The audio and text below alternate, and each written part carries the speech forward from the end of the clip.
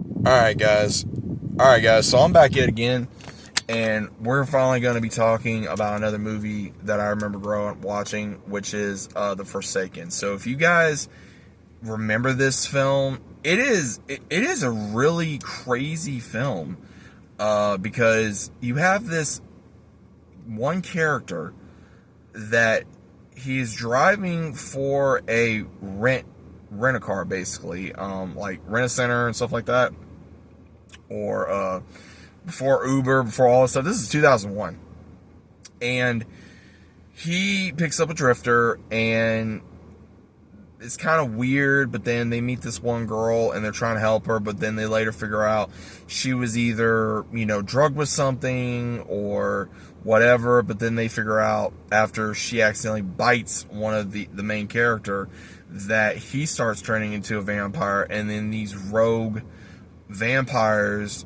are trying to go after her because of what happened and she escaped them. So you have where these vampires, they have a familiar, basically is what I call them, again, that is very loyal to them, that is their day driver. Again, you can say day driver, you can say familiar. Again, I prefer the word familiar because or loyalist, whatever you prefer.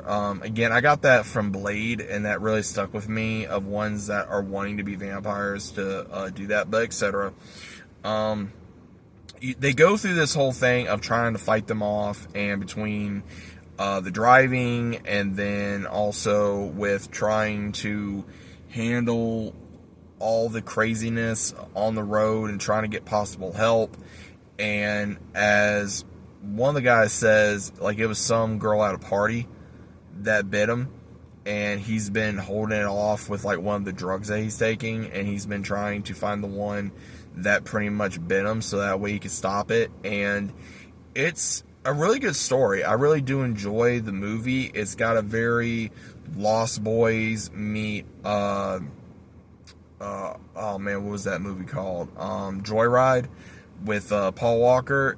It's like it mixed the two, and it did very well because they really gave off that old school vampire genre.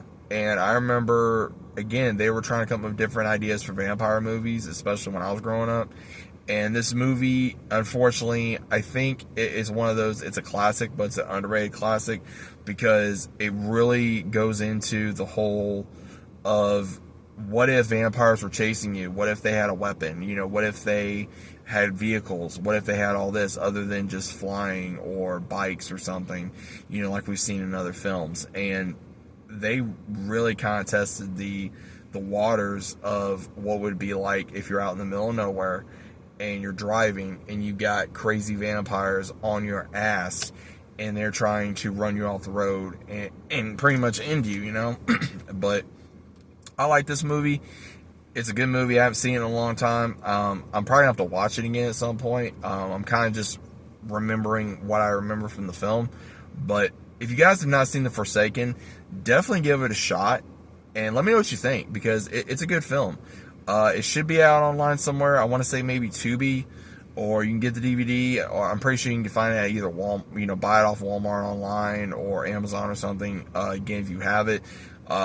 I miss movies like this because, again, they didn't really, I don't want to say serious, but there was more room to grow in a genre of horror during that time frame, and they kind of just, the writers and the creators, they pretty much just threw, I guess, whatever at the board and see what stuck.